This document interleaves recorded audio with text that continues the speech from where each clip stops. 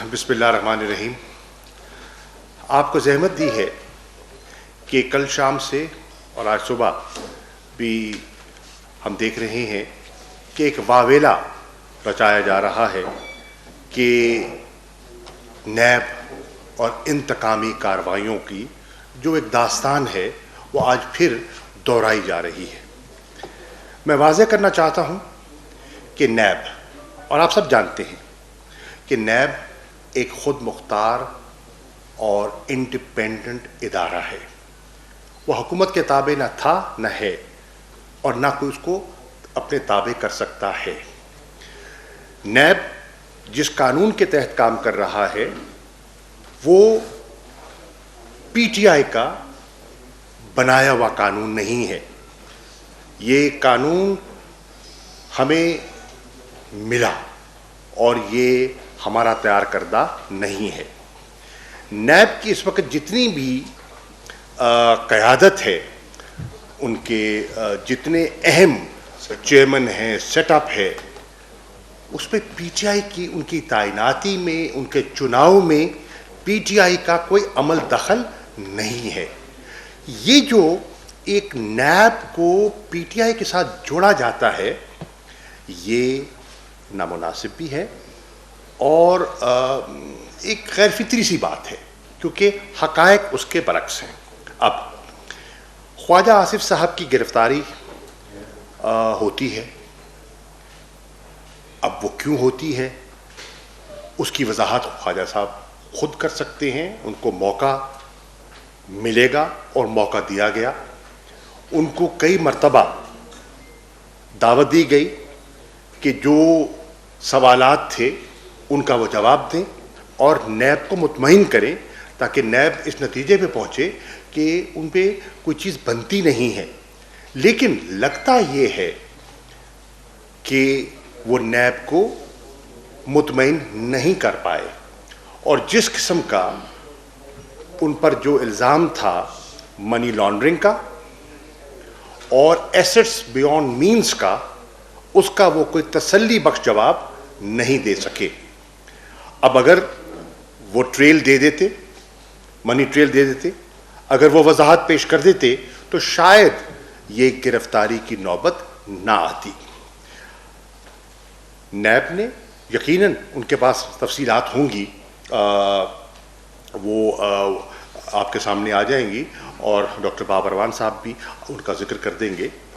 لیکن وہ پراپرٹیز جن پہ سوال اٹھائے جا رہے ہیں ان کا جواب وہ خود ہی دے سکتے ہیں، کوئی اور تیسرا نہیں دے سکتا.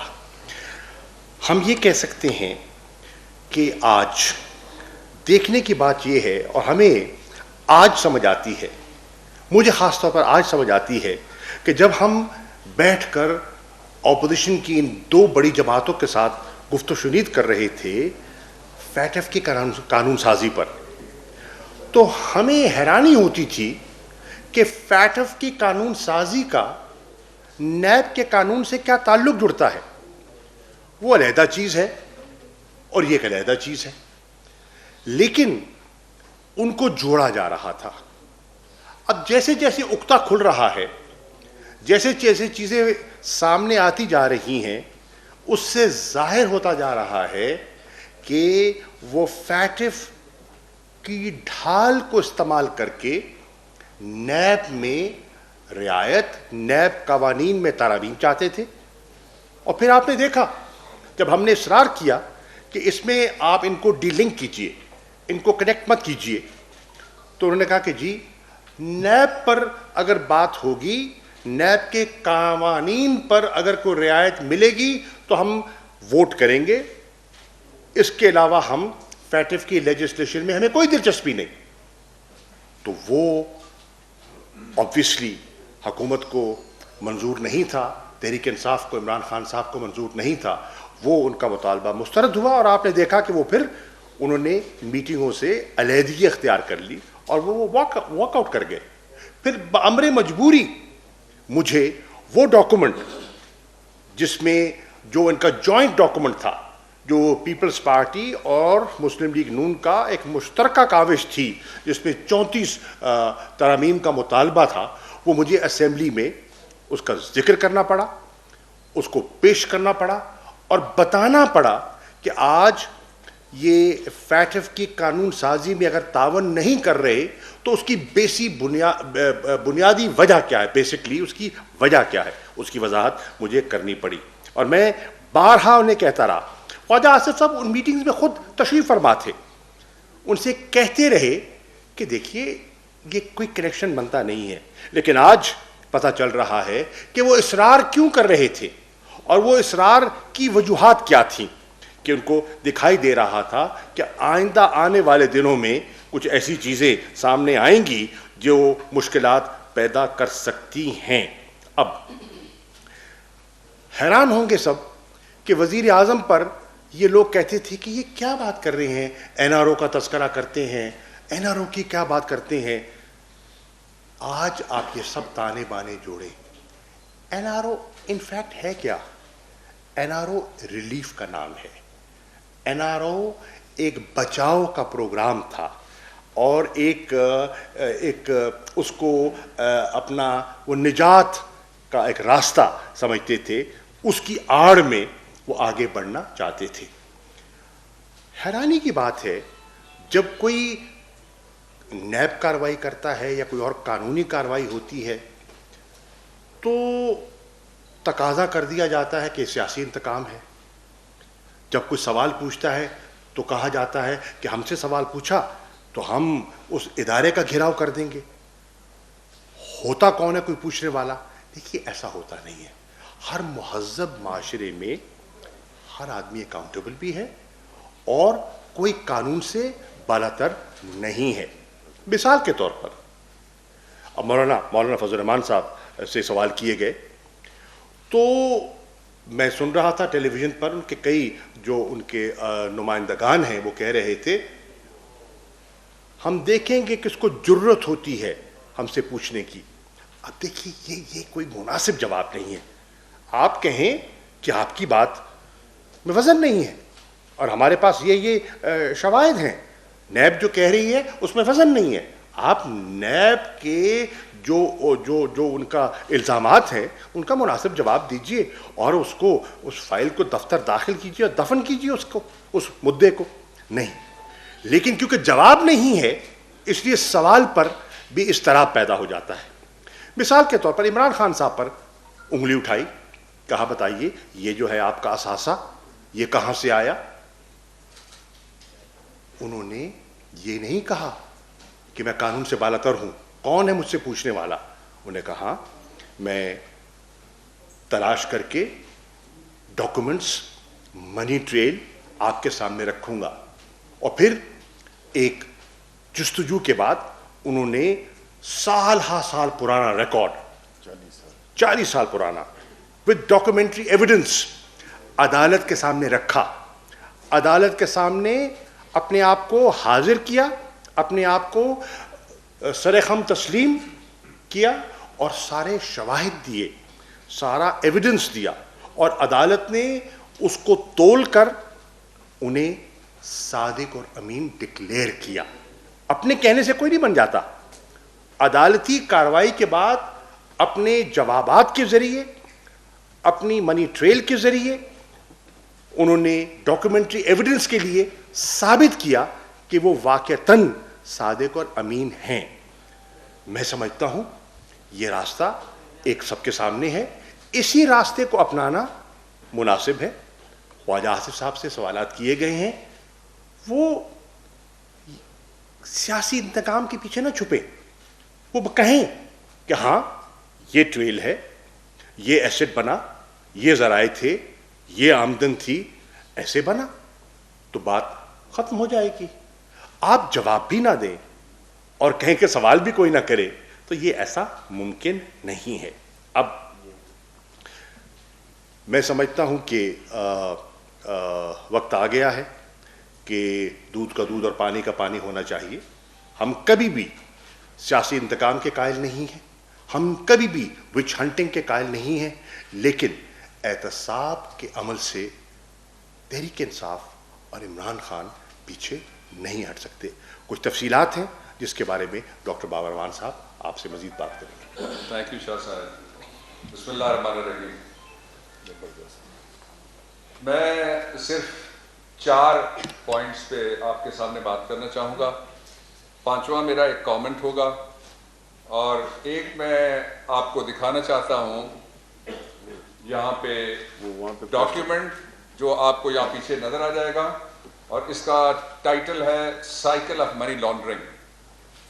آج مریم نواز صاحبہ نے یہ بات کہی ہے کہ ان کے والد کو اقامے میں جو سزا ہوئی وہ جائز نہیں ہے اور خواہ مخواہ سزا ہو گئی. میں آج پاکستان کے لوگوں کے سامنے یہ وضاحت کرنا چاہتا ہوں کہ اقامہ اور اس کے فوائد کیا ہیں اور اسی کے لیے یہ سائیکل آف منی لانڈرنگ اس کی طرف ہی میں آپ کو لے کے جاؤں گا. اقامہ ریزیڈنسی کو کہتے ہیں, ایک رہائشی پرمٹ کو کہتے ہیں جو 2 طرح کے لوگ لیتے ہیں. ایک وہ جو قابل فخر پاکستانی ہیں, محنت کش ہیں, باہر جاتے ہیں, ورک پرمٹ لیتے ہیں, رہائش اختیار کرتے ہیں, اس کو اقامہ ملتا ہے اور وہ پیسے کما کے باہر سے اپنے خون اور پسینے کی کمائی اور اپنے پیاروں سے دوری کی قیمت ادا کر کے وہ کمائی ہوئی دولت اس کو پاکستان میں ریمیٹنسز کے حوالے سے بھیجتے ہیں جو پاکستان کا سب سے بڑا سرمایہ ہے. نہ اتنا قرض ہے ہمارے پاس, نہ اتنی پروڈکشن ہے, جتنا بڑا سرمایہ وہ باہر سے ہمیں بھیجتے ہیں ڈالرز کی صورت میں. اس لیے ان پہ پاکستان کی قوم اور پاکستان کی حکومت اور عمران خان فخر کرتے ہیں. دوسرا ہے مس یوز آف اقامہ. پہلے کو میں کہتا ہوں محنت کش اقامہ, دوسرے کو میں کہوں گا سیاسی اقامہ. یہ جو سیاسی اقامہ ہے اس کے بارے میں آپ کو جانکاری دیتا ہوں میں اس سائیکل آف منی لانڈرنگ کے ذریعے. اگر آپ وہاں دیکھیں گے ہمارے پیچھے تو آپ کو پتہ لگے گا کہ یہ جو ریڈ خانہ بنا ہوا ہے یہ کرپشن اور کک بیکس کی جو آمدنی ہے ناجائز, یہ وہ خانہ ہے. یہ آمدنی ملک سے باہر کیسے جاتی ہے؟ اس کے نیچے آ جائیے, اقامہ. جو مریم کہہ رہی تھی کہ میرے ابا کو اقامے میں خواہ سزا دی گئی. یہ اقامہ جب ملتا ہے تو اس کا فائدہ کیا ہوتا ہے؟ آپ کو فارن بینکس میں اکاؤنٹس کھولنے کی اجازت, بیرون ملک اکاؤنٹس کھولنے کی اقامہ ملنے کے بعد آپ کو اجازت مل جاتی ہے. جب یہ اجازت ملتی ہے تو فیک امپلائمنٹ کے کانٹریکٹ کیے جاتے ہیں. جس طرح سے ابھی شاہ محمود صاحب نے ذکر کیا جو خواجہ آصف صاحب کے کیس کا, وہ اس سے پہلے نواز شریف صاحب کے کیس کا وہ. اور پھر کیا ہوتا ہے کہ یہ منی ٹریل جاتی ہے یہاں سے لوکل پیسے جو ناجائز کمائے ہوئے ہیں ان کو بیرون ملک جمع کرانے کے لیے. آپ وہاں سے درمیان میں جو کالا خانہ ہے اس میں دیکھیں گے, اس میں کالا مال پڑا ہوا ہے, یہ اوپر جاتا ہے تو اس کو کہا جاتا ہے flight of capital out of country. اس کا مطلب یہ ہوا کہ آپ کے ملک سے پیسے اڑ گئے, اس کا مطلب یہ ہوا کہ آپ کا روپیہ مہنگا ہو گیا, اس کا مطلب یہ ہوا کہ دال, آٹا, چینی, انڈا, مرغی یہ سارے مہنگے ہو جائیں گے. اس کے بعد آپ ذرا نیچے آئیے گا, گرین کی طرف میں آپ کی توجہ چاہوں گا اور قوم کی توجہ چاہوں گا. یہ کچھ پیسے, باقی پیسے تو یہ باہر نکال دیتے ہیں اور آف شور کمپنیوں میں ان کو رکھتے ہیں, لیکن کچھ پیسے ان میں سے یہ واپس لا کے یہ جو سبز پاک سرزمین ہے اس کے اندر وہ منی لانڈرنگ کے ذریعے سے یہاں سے ناجائز کمائے ہوئے پیسے باہر بھیجے, باہر سے واپس منگوا کے کچھ پیسے نمونے کے طور پہ پاکستانی بینکوں میں منگوا کے کہتے ہیں یہ ہمارا کاروبار ہے. میں اس پہ آخری بات یہ کرنا چاہتا ہوں, I'll take up the next point then, کہ اس کا دوسرا فائدہ یہ ہوتا ہے کہ جب کسی کے پاس اقامہ ہو تو اس پہ سوال نہیں کیا جا سکتا. پاکستان میں آپ نیٹ پہ بیٹھ کے جن کے اقامے تھے آپ اگر دیکھیں گے تو وہ پاکستانیوں میں کاؤنٹ نہیں ہوتے بیرون ملک. پرماننٹ ریزیڈنسی کے پرمٹ کی وجہ سے وہ وہاں کے لوکل بن جاتے ہیں اور پھر ان سے سوال نہیں ہو سکتے. اب میں اس کی تھوڑی سی وضاحت آپ کے سامنے کرنا چاہتا ہوں جو میرا پہلا نقطہ ہے. وہ وضاحت یہ ہے کہ آپ نے دیکھا ہوگا کہ پاکستان ان بدقسمت معاشروں میں سے ایک معاشرہ, ملک تو خوش قسمت ہے, لوگ بھی خوش قسمت ہیں, ہے جس کی ساری منی, سارے پیسے, سارے وسائل چوری کے ذریعے سے باہر پہنچائے گئے. اب میں اس کو دوسرے پوائنٹ سے کنیکٹ کرنا چاہتا ہوں. وہ پوائنٹ یہ ہے کہ کیا پاکستان کے وزیر اعظم جس طرح کے نواز شریف تھے، کیا پاکستان کے وزیر داخلہ جس طرح کے احسن اقبال تھے، کیا پاکستان کے وزیر خارجہ اور وزیر دفاع جس طرح خواجہ آصف صاحب تھے، ایسے لوگوں کو اقامہ لینے کی ضرورت کیوں پیش آتی ہے؟ یہ بڑا اہم سوال ہے، اس لیے کہ یہ ابہام اور غلط فہمی پھیلائی جا رہی ہے پروپیگنڈے کے ذریعے سے کہ اقامہ رکھنا کوئی جرم نہیں ہے۔ میں نے پہلے ہی کہہ دیا، محنت کا شکامہ اور ہے اور سیاسی اقامہ اور ہے۔ یہ جو پاکستان کے اعلیٰ ترین عہدیدار ہیں، یہ جب اقامہ لیتے ہیں تو کیا ہوتا ہے؟ یہ ابھی انکشاف ہوا ہے، یہ جو تازہ کیس جس کے اوپر بات ہو رہی ہے اس میں، کہ جو تنخواہ ان کو ملی، آپ کو پتا ہے کہ دبئی جیسی جگہ، یو اے ای میں کسی جگہ تنخواہ کوئی کیش میں یوں جا کے ہاتھ میں نہیں پکڑا تھا، بینک ٹو بینک ٹرانزیکشن ہوتی ہے اور چیک دیا جاتا ہے۔ آپ کے یہاں بھی جو تنخواہیں ملتی ہیں وہ چیک کے ذریعے سے ملتی ہیں، تو یہ جو پیسے ہیں وہ کیش کی صورت میں فرنٹ مین کو ملے، فرنٹ مین نے ایک اکاؤنٹ ان کا یہاں، ایک بیرون ملک، وہاں پیسے جمع کرائے، جب وہ پاکستان میں پیسے آ گئے تو کہا گیا کہ یہ تو میرے جائز کمائی ہے، یہ تو میرے جائز پیسے ہیں، اور تنخواہ کیش نہیں ملتی۔ یہ طریقہ وہی ہے جو استعمال ہوا لوتھا کے کیس میں۔ پہلے انہوں نے کہا تھا کہ اس نے پیسے دیے اور وہ انکار کر گیا، اس نے کہا میں نے نہیں دیے۔ یہ طریقہ استعمال کیا تھا اسحاق ڈار نے حدیبہ پیپرز ملز کے کیسز میں، اور قاضی فیملی کو بھی وہ لوٹ کے کھا گئے تھے بیرون ملک جا کے، پاکستان کو لوٹنے کے بعد۔ اب اس کا ایک اور پہلو یہ ہے کہ جو سلمان شہباز صاحب کے اوپر مقدمہ ہے، جو شہباز شریف صاحب کے اوپر مقدمہ ہے، اس کا طریقہ واردات اور جو موجودہ مقدمہ ہے اس کا طریقہ واردات برابر ہیں۔ میں اس کو کنکلوڈ کرتا ہوں کہ اصل میں یہ لوٹی ہوئی دولت پہلے ملک سے باہر بھیجی جاتی ہے اور وہاں سے پھر واپس لائی جاتی ہے۔ اس کے لیے ایک سہولت کاری قانون میں اس کو کہہ رہا ہوں جو بنایا گیا تھا۔ قانون کا نام تھا protection of economic reforms act 1992۔ قانون تو سارے اچھے ہوتے ہیں، جس طرح چھری ساریاں اچھی چھریاں ہوتی ہیں، کوئی ڈبل روٹی کاٹتی ہے، کوئی سیب کاٹتی ہے اور کوئی کیک کاٹتی ہے، لیکن جب وہ ڈاکو کے ہاتھ میں چھری آ جاتی ہے تو پھر اس کو کہیں گے ہم مس یوز آف اقامہ۔ میں آپ کو تیسرے پوائنٹ کا آخری حصہ یہ بتانا چاہتا ہوں کہ خواجہ صاحب نے 12 اپریل 2018 کو اسلام آباد ہائی کورٹ میں ایک ایفیڈیوٹ جمع کرایا۔ اس ایفیڈیوٹ میں جو کہا گیا وہ 3 باتیں تھیں۔ پہلی بات یہ کہ آمکو ایک کمپنی ہے جس کا مالک ایک لبنانی ہے، اس کا نام الیاس ابراہیم سلیم ہے، اور وہ کبھی بھی پاکستان آ سکتا ہے اور پاکستان آ کے وہ بتائے گا کہ خواجہ صاحب کی کمائی بالکل درست ہے اور میں نے بالکل درست ان کو تنخواہ دی ہے۔ لیکن وہ قطری شہزادے کی طرح جب ان کو کہا گیا اس کو بلائیں، انہوں نے بلانے سے انکار کر دیا یا انہوں نے آنے سے انکار کر دیا۔ ایک یہ الیاس ابراہیم سلیمان ہے کون؟ سلیم ہے کون؟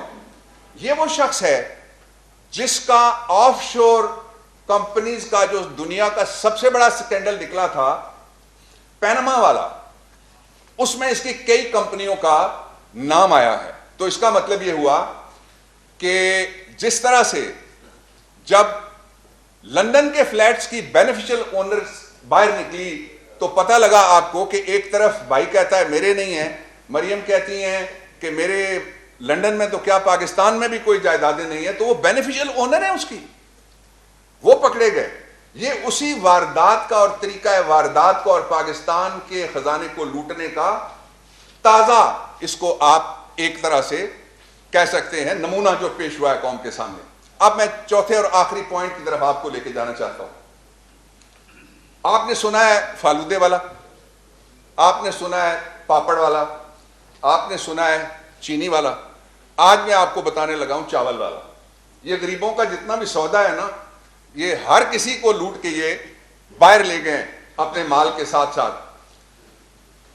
بغیر کسی کارپوریٹ آفس کے، بغیر کسی بزنس کے، کروڑوں روپے کا سودا چاول کی بوگس ایکسپورٹ کے ذریعے سے کیا۔ وہ جو چاول والا فرنٹ مین ہے اس نے، یہ جو تازہ کیس ہے اس میں خواجہ صاحب کے کیس میں، اور صرف چونکہ چاول ہے تو وہ کہتے ہیں یک دانہ چاول از دیگ. میں صرف 1 سال کی بات آپ کو بتانے لگا ہوں کہ 1 سال میں بغیر کسی جینوئن کارپوریٹ آفس کے, بغیر کسی جینوئن بزنس کے, اس بوگس کاروبار کے ذریعے سے 10 کروڑ روپے پہلے یہاں سے ادھر گئے, ادھر سے پھر منی لانڈرنگ کر کے وہ واپس اکاؤنٹ میں آ گئے. ایک اور متھ, اس کو بھی آئیے توڑتے ہیں. یہ کہتے ہیں جی ایسٹس بیونڈ مین, یعنی اثاثے جو معلوم آمدن سے زیادہ ہوں, وہ کہتے ہیں جرم ہی نہیں ہے. ان کے نزدیک کہتے ہیں بزنس ایز یوزول ہے.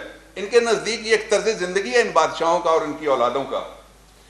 میں اس کی مثال آپ کے سامنے رکھنا چاہتا ہوں, ایک بہت سادہ مثال یہ ہے کہ فرض کریں ہم میں سے کسی کی تنخواہ 1 لاکھ روپے ماہانہ, وہ 10 لاکھ روپے ماہانہ خرچ کرے اور وہ 1 کروڑ ماہانہ بینک میں ڈالے, یا اس کی جائیداد بنائے, یا اس کی دولت بنائے, یا اس کے زیورات خرید لے بیگم کے لیے, تو یہ کیا ہے؟ آمدنی سے زیادہ مہنگا طرز زندگی. اب یہ جو آمدنی سے زیادہ مہنگا طرز زندگی ہے, یہ دنیا کے سارے ممالک میں جو آئین جہاں ہے, جہاں آئین نہیں ہے, جہاں ڈیموکریسی ہے, presidential form of the government ہے, living beyond known means of resources, یعنی آمدن کے معلوم ذرائع سے زیادہ خرچہ کر کے زندگی گزارنا, پرتعیش عیاشی والی زندگی گزارنا. تو آپ دیکھتے ہیں کیسے کیسے لوگ کپڑے پہن رہے ہیں, آپ دیکھتے ہیں کیسی کیسی ان لوگوں کے پاس گاڑیاں ہیں, کتنے بڑے بڑے محلات میں یہ پورا ٹبر شریف خاندان کا رہ رہا ہے. تو اسی لیے تو منو بھائی نے انہی کے لیے کہا تھا, لیونگ بیونڈ مینز والوں کے لیے, کہ 30 کنالاں دی کوٹھی وچ 40 کتے 25 نوکر 20 کنیزاں کتھوں آئیاں.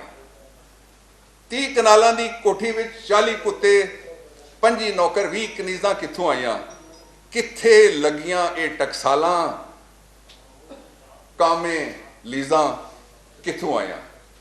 ایک بات آخری میں کہنا چاہتا ہوں, پاکستان میں کوئی قانون سے بڑا نہیں ہے, کوئی قانون سے بالا نہیں ہے, کوئی قانون سے اوپر نہیں ہے.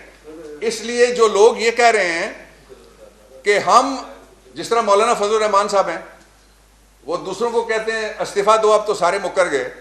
اپنے بھائی کو نہیں کہتے استعفیٰ دو, اپنے بیٹے کو نہیں کہتے استعفیٰ دو, اپنے گھر کے لوگوں کو نہیں کہتے کہ استعفیٰ دو. وہ کہتے ہیں کہ میں جاؤں گا تو میرے ساتھ سارے کارکن ساتھ جائیں گے. کارکنوں پہ تو کوئی الزام نہیں ہے, غریبوں کے بچوں کو کیوں ڈھال بناتے ہو؟ اس لیے جس پہ بھی سوال اٹھے اس کا آسان طریقہ قانون اور آپ کا آئین بتاتا ہے. طریقہ یہ ہے کہ وہ قانون اور آئین کی عدالت میں کھڑا ہو, اپنے خلاف لگنے والے الزامات کو جھوٹا ثابت کرے. یہ چونکہ جھوٹ بولتے ہیں اس لیے عمران خان سے NRO مانگنے کے لیے کبھی ڈال بناتے ہیں استعفے کو, کبھی ڈال بناتے ہیں PDM کو, اور کبھی ڈال بناتے ہیں یہ ہمارے ساتھ جس کا شاہ محمود صاحب نے ذکر کیا فیٹف کی گفتگو کو. ویسے بائی دا وے ہم تینوں گواہ ہیں اس کمیٹی کے ممبر کی حیثیت سے, کیا گفتگویں کرتے تھے. ہر گفتگو کے بعد کہتے تھے کہ اگر اس قانون کے ساتھ نیب کے دفتر پہ تالا لگا کے اس میں ایلفی ڈال کے چابی آپ نواز شریف کو دیں گے تو ہم آپ کو ووٹ دیں گے. جی انفارمیشن منسٹر صاحب. شکریہ جی. میں بس بہت ہی مختصر, کیونکہ ساری باتیں ہو گئی ہیں, میں صرف یہاں پہ ایک بات کرنا چاہوں گا کہ ہم نے یہ دیکھا جس طرح کہ شاہ صاحب نے اور عوان صاحب نے پوری آپ کو اس ٹرانزیکشن کا اور اس پورے آپریشن کا بتایا, اس نیٹ ورک کا بتایا, کہ ہم یہی دیکھتے ہیں کہ بدقسمتی سے جو ہمارے ماضی کے حکمران تھے انہوں نے اداروں کو اپنے ذاتی مفادات کے لیے استعمال کیا. انہی کے ذریعے, انہی کی سہولت کاری سے اپنی ناجائز دولت کو ملک سے باہر لے گئے, ملک کو غریب کیا, عوام کو غریب کیا. آج جو آپ اگر مہنگائی دیکھتے ہیں یا اور جتنے بھی مسائل ہیں, ہمارے ماضی کے حکمرانوں کی توجہ صرف پیسہ بنانے میں رہی. اب کل جو ہے جیسے کہ آپ جانتے ہیں کہ سینٹ کا اجلاس ہو رہا ہے, اور یہ سینٹ کا اجلاس ریکویزیشن کیا ہے اپوزیشن نے, اور ان کے جو 6 نکاتی ایجنڈا ہے جو کہ ان کا ہے, ہماری طرف سے کوئی ایجنڈا آئٹم نہیں ہے. اس میں ایک بار پھر کوشش کی گئی ہے کہ کس طرح سے جو پارلیمنٹ کا فلور ہے اس کو استعمال کیا جائے اپنی سیاکاریوں کو چھپانے کے لیے، ایک پروپیگنڈا شروع کرنے کے لیے، ایک ایسا نیریٹو بنانے کے لیے جس سے کہ یہ ظاہر ہو کہ ان کے ساتھ تو بہت زیادتی ہو رہی ہے۔ لیکن ہم چونکہ تعداد میں کم بھی ہیں، لیکن ہم وہاں پہ بیٹھے ہوں گے، ہم جو یہ ایجنڈا ہے ہمارے سوالات ہوں گے اور ان کے جوابات دینے ہوں گے۔ پرابلم ان کا یہ ہے کہ جب آپ ان سے سوال پوچھتے ہیں تو بجائے اس سوال کا جواب دینے کے ہمارے سوال کا جواب بے شک نہ دیں، لیکن عدالتیں یا جو بھی قانونی ادارے ہیں وہ اگر آپ سے سوال کریں تو آپ کو جواب دینا پڑے گا۔ قانون کسی کا ماتحت نہیں ہے، سب قانون کے ماتحت ہیں، اور اس کا نہ عہدے اور نہ عمر سے تعلق ہے۔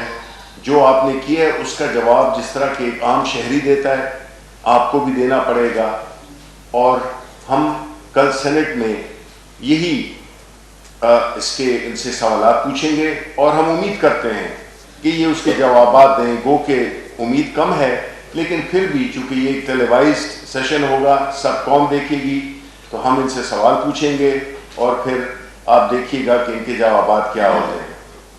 بہت بہت شکریہ۔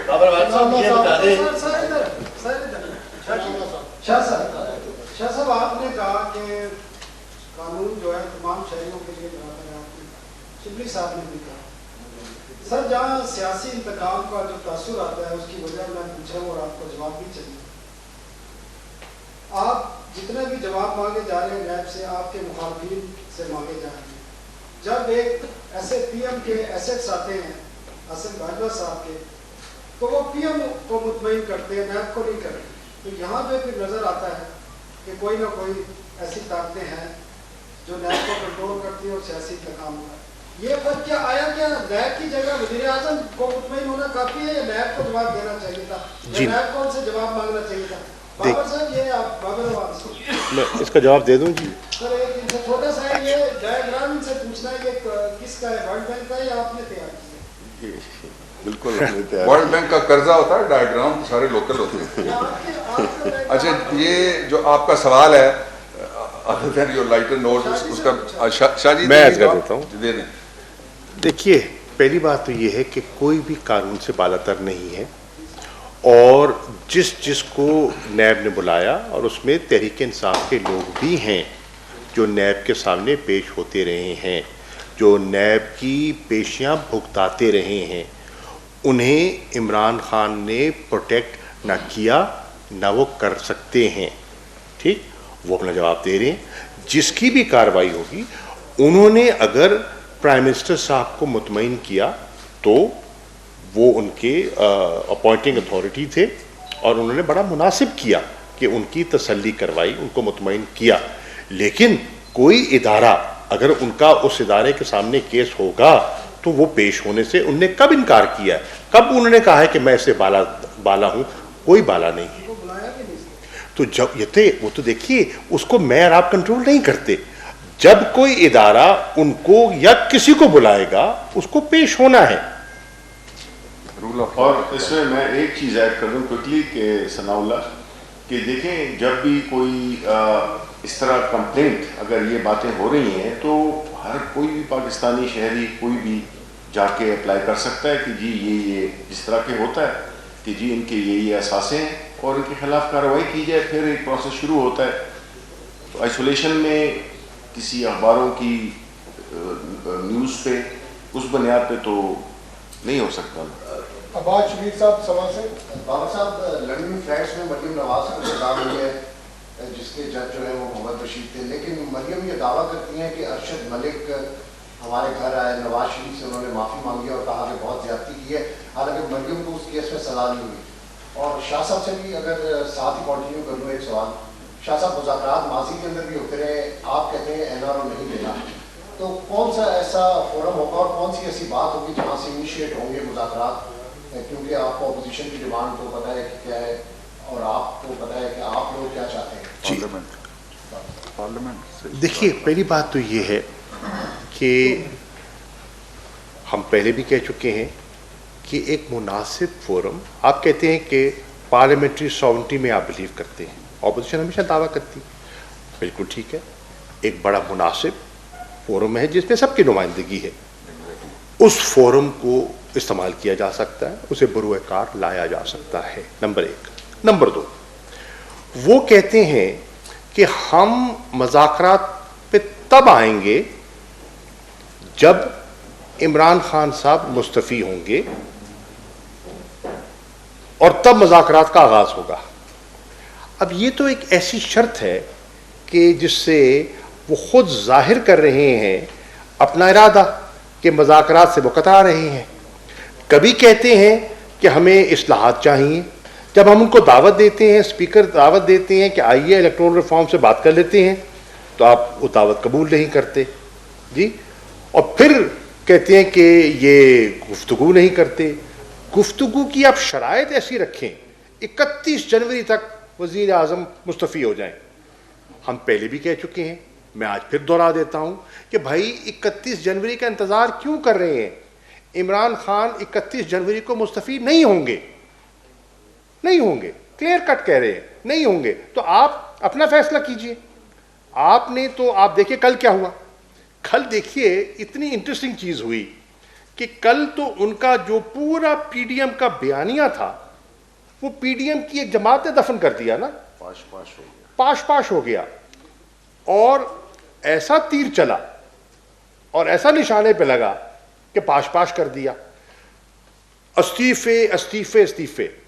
اگر آپ استعفے دینے میں سنجیدہ ہیں, جو کہ نہیں ہیں, ظاہر ہو گیا, اگر آپ استعفے دینا چاہتے ہیں تو پھر تو اسمبلیوں سے باہر جانا چاہتے ہیں نا آپ.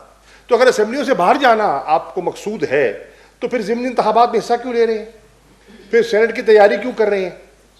یہ تضادات ہیں.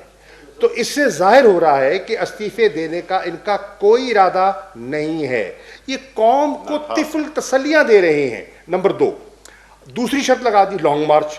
31 جنوری تک اگر استعفیٰ نہ دیا تو پھر لانگ مارچ ہوگا, دمادم مس کلندر ہوگا. ہم آج کہہ رہے ہیں 31 کو استعفیٰ تو نہیں آئے گا, اور آپ نے پھر لانگ مارچ کو مشروط کر دیا نواز شریف کی واپسی کے ساتھ. تو اس کا مطلب یہ ہے جو پی ڈی ایم کے دو بنیادی نقطے تھے جس پہ ساری انہوں نے اپنی کیمپین بلڈ کی, در حقیقت کل اس کو دفن کر دیا گیا. اب سوال یہ ہے, پی ڈی ایم کی قیادت کو تلاش کرنا چاہیے کہ ان کے ساتھ ہاتھ کس نے کیے. بابر صاحب ارشد ملک والا رپلائی کریں. پینڈنگ کیس ہے, اس پہ میں تبصرہ نہیں کر سکتا. سب جو شام کے صاحب ایک تو یہ بتا دیں کہ آج دو استعفے آئے قومی اسمبلی کے اسپیکر نے بلائے, وہ تو مکر ہی گئے ہیں کہ ہم نے استعفے دیے ہی نہیں, تو باقی بھی اسی طرح کے ہوں گے. بابر مان صاحب, میرا آپ سے یہ کویشچن ہے, جس طرح آپ نے کہا یہ ڈائیگرام سارا آپ نے بتایا, جو لاسٹ پریس کانفرنس شہزاد اکبر صاحب نے دی تھی انہوں نے پورا چارٹ دیا تھا, کس کے اکاؤنٹ میں سے ادھر گئے, کس نے جمع کروائی ہیں, پاکستان میں کس کے اکاؤنٹ میں آئی ہیں, وہ بھی تھوڑا سا ہمیں بتا دیں. جہاں تک استعفوں کا آپ نے ذکر کیا, 2 استعفوں کا بالکل اسمبلی سیکریٹریٹ میں آئے, اسپیکر صاحب نے ان کو دعوت دی, ایک پروسیس ہے کہ وہ تصدیق کر سکیں کہ واقعتاً یہ ان کے دستخط ہے اور ان نے اپنی ایما پہ دیے ہیں کہ نہیں. جب ان کو دعوت دی گئی تو وہ آنے سے انکار ہو گئے. اب مزے کی بات یہ ہے, اب دیکھیے حسن اتفاق دیکھیے کہ وہ استعفیٰ دیتے بھی ہیں اور پھر پیش بھی نہیں ہوتے, اور ان کی اپنی ہی قیادت مریم نواز صاحبہ کہتی ہیں کہ ان کے استعفے منظور کر لیے جائیں. بھائی وہ آئیں گے تو منظور کریں گے نا, وہ اگر آئیں گے نہیں تو منظور کیسے ہوں گے؟ اگر ان میں یہ واقعتاً وہ چاہتے ہیں مستعفی ہونا تو ابتدا کر لے نا. اگر مسلم لیگ نون, چلے پیپلز پارٹی کا تو ارادہ نہیں ہے, وہ تو واضح ہو گیا نا کہ پیپلز پارٹی نے کل بتا دیا ہے کہ استعفیٰ دینا ان کا ایجنڈے میں نہیں ہے, لانگ مارچ پر ابھی وہ تیار نہیں ہے, وہ تو انہیں کہہ دیا. اب مسلم لیگ سنجیدہ دکھائی دیتی ہے استعفوں پہ, تو اس سنجیدگی کا پہلا عملی مظاہرہ یہ ہے کہ ان 2 صاحبان کو کہیں کہ بھئی تم تو مستعفی ہو جاؤ نا, تو اس سے کم از کم آپ کی سنجیدگی اور سیریسنس ظاہر ہو جائے گی. دیکھیں جو استعفوں کے لیے میں باقی بات کر دیا انہوں نے. استعفوں کے لیے 2 کانسٹیٹیوشنل آپشن ہیں مستعفی شخص کو. میں نے جو کہ ہیٹرک بنائی ہوئی ہے استعفوں کی، لا منسٹر کے طور پہ، پھر سینیٹر کے طور پہ، اور پیچھے بھی دیا تھا استعفیٰ. اس لیے پہلی شرط یہ ہے کہ مستعفی شخص کو جا کے جو اسمبلی کا اسپیکر ہے یا چیئرمین ہے اس کے پاس پیش ہونا پڑتا ہے. جو بھی یہ کہنا چاہتے ہیں چلے جائیں اسد قیصر صاحب کے پاس پیش ہو جائیں. دوسری شرط یہ ہے کہ وہ اپنے ہاتھ سے لکھی ہوئی تحریر لے کے وہاں بھجوائیں اور پھر ان کو پوچھا جائے گا. آپ کو یاد ہے جب پی ٹی آئی نے 2013 کی پارلیمنٹ میں سے استعفے دیے تو ایک منظور ہوا، باقی نہیں ہوئے. وجہ یہ تھی کہ جاوید ہاشمی صاحب، آپ سارے کور کرتے ہیں پارلیمنٹ کو بھی اکثر، کہ جاوید ہاشمی صاحب گئے، انہوں نے جا کے پارلیمنٹ کے فلور کے اوپر اسپیکر کے سامنے کہا کہ میں مستعفی ہوا ہوں، اس لیے ان کا استعفیٰ منظور ہوا تھا. تو یہ ہمت کریں، اپنی قائد اگر ان کو سمجھتے ہیں تو ان سے پوچھ لیں، اگر شہباز شریف سے ملنا چاہتے ہیں ان سے پوچھ کے وہ جائیں واپس اور جا کے ایک دفعہ استعفے والا معاملہ حل کریں. ورنہ ان کی کریڈیبلٹی ختم ہو گئی ہے کہ یہ استعفے انہوں نے مذاق بنایا ہوا.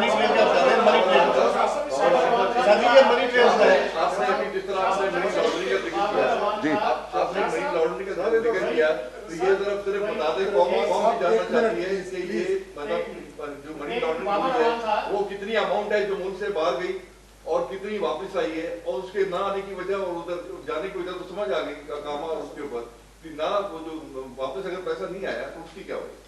آخری حصہ اس کی میں بات کر لیتا ہوں. یہ جو آپ نے کہا بہت زبردست بات کی کہ جو منی لانڈرڈ شدہ پیسے پاکستان کے اندر سے ناجائز کک بیک، کمیشن اور رشوت کی کمائی باہر جب لے جائی گئی تو وہ واپس کیوں نہیں آئی.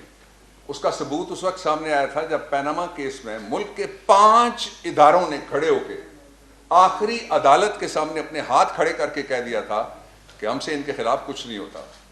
عمران خان صاحب نے تو کچھ نہیں کیا، یہ کیس ان کے اپنے ایک دوسرے کے ادوار کے بنے ہوئے ہیں. پی ٹی آئی کے دور میں تو ہم نے کوئی کیس نہیں بنایا کسی کے خلاف.